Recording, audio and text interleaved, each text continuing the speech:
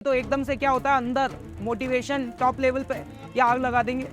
लेकिन मैं आपको बता दूं जीवन के तजुर्बे के हिसाब से कि ये प्रैक्टिकली पॉसिबल नहीं। ना तो एंजॉय कर पाए और ना ही पढ़ाई हो पाई, और एक बीच मझदार में फंस गए, ना इस एक्सट्रीम पर ना इस एक्सट्रीम पर। तो अब अपन लोग को क्या करना। हाय दोस्तों, क्या हाल चाल है। सो फाइनली आप सभी का दिवाली ब्रेक स्टार्ट हो चुका है यार, और एक्साइटमेंट अलग ही लेवल पर है। होना भी चाहिए यार। इस फेस्टिवल के लिए एक साल पूरा हम इंतजार करते हैं। कल मेरा ऐसे ही कुछ ऑफलाइन लर्नर्स के साथ इंटरेक्शन चल रहा था, तो उसमें से कुछ स्टूडेंट्स ने ये पूछा कि सर इस दिवाली वेकेशन में ना क्या प्लान करना है।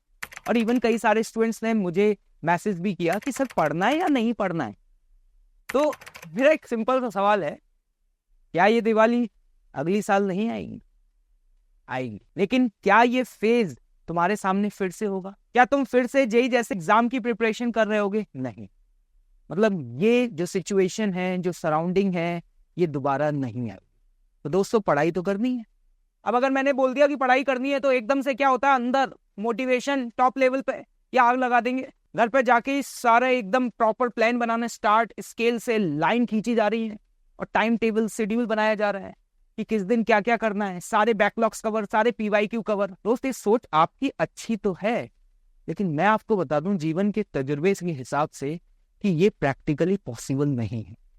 लास्ट 10 ईयर के मेरे टीचिंग एक्सपीरियंस में मैंने ऐसे कई सारे स्टूडेंट्स को देखा जो इस तरीके से प्लान तो करते हैं, लेकिन उसका 20% भी अचीव नहीं कर पाते। और at the end of the Diwali break पता है क्या होता है? वो सबसे ज्यादा फ्रस्ट्रेटेड और टेंस स्टूडेंट होता है। रीजन, ना तो एंजॉय कर पाए और ना ही पढ़ाई हो पाई, और एक बीच मझदार में फंस गए, ना इस एक्सट्रीम पर ना इस एक्सट्रीम पर। तो अब अपन लोग को क्या करना? तो यार 12th और जो इस समय ड्रॉप ले रहे हैं ना स्टूडेंट, उनके लिए मैं गाइड कर रहा हूँ। अगर कोई स्टूडेंट क्लास 11th में है तो ओके यार, फन एंजॉय कर सकता है, अभी बहुत टाइम है। लेकिन भाई 12th स्टूडेंट्स के लिए और ड्रॉपर के लिए बहुत इंपॉर्टेंट है कि कैसे प्लानिंग करें। देखो लगभग आपके पास 10 दिन का एक बफर टाइम है। मतलब ये कह सकते हैं कि जेई प्रिपरेशन में ना एक पॉज लगा हुआ है। इन 10 दिनों में आपको सारी ऑफलाइन क्लासेस ऑलमोस्ट आपकी बंद रहेंगी, और साथ ही साथ जो सिलेबस है उसकी जो स्पीड है वो भी थोड़ा सा रिड्यूस रहेगी। तो अब क्या ना, 10 डेज को ना 2 पार्ट्स में ना आपको ब्रेक डाउन करना है। जैसे मेरा मानना ये है कि 6 और 4 डेज।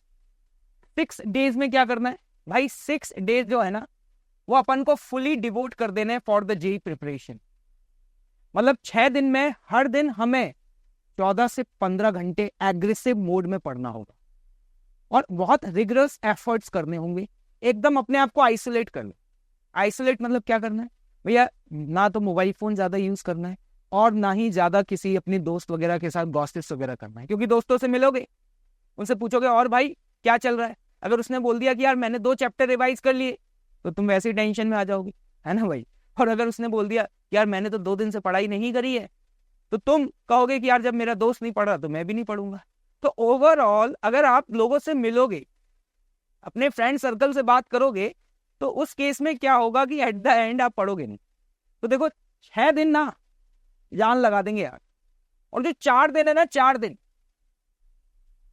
इसमें होगी सिर्फ मौज मस्ती, full fun and enjoyment. No पढ़ाई, नो रिवीजन, नथिंग एल्स। और पूरा एक्सट्रीम पर जाके मूवीज देखनी है, फ्रेंड्स के साथ घूमना है, गॉसिप्स करनी है, व्हाटएवर, रिलेटिव से मिलना है, जो करना हो वो करना, लेकिन ये 4 दिन में करना। इस तरीके से डिवाइड करो अपने आप दिवाली वेकेशंस को। अगर आप इस तरीके से सेग्रीगेट करोगे ना, तो पता है ये 6 दिन आपको पढ़ने में बड़ा ही मन लगेगा, क्योंकि आपके पास एक ड्राइविंग फोर्स होगा कि अबे पढ़ाई कर, मेहनत कर, क्योंकि अगले 4 दिन तुझे बहुत मौज मस्ती करनी। और अगर आप ये सोचोगे कि यार अपन दोनों चीजें एक साथ लेकर के चलें, तो मैं आपको बता देता हूं आप कुछ भी नहीं कर पाओगे। ठीक है भाई।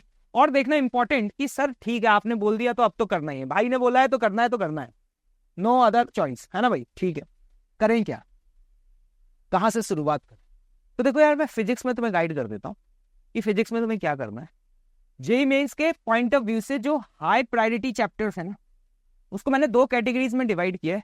एक जिसमें बहुत कम एफर्ट्स लगेंगे, और एक जिसमें एफर्ट्स रिलेटिवली आपके ज्यादा लगेंगे और उनका वेटेज भी ज्यादा। जैसे यहाँ पे जो चैप्टर्स लिखे ना राइट हैंड साइड में, देखो ध्यान से, सेमीकंडक्टर, ग्रेविटेशन, ईएम वेव और एरर। अगर तुम अपने आप से कमिटमेंट कर लो ना कि इन चारों चैप्टर को कवर करना है दोस्त, इन चारों चैप्टर को ना आप एक सिंगल डे में कंप्लीट कर सकते हैं। मतलब सेमीकंडक्टर, ग्रेविटेशन, ये ऐसे चैप्टर्स हैं कि 3 से 4 घंटे में ना आप इन्हें बहुत अच्छे से कवर कर सकते हैं। हाँ, सच बोल रहा हूँ।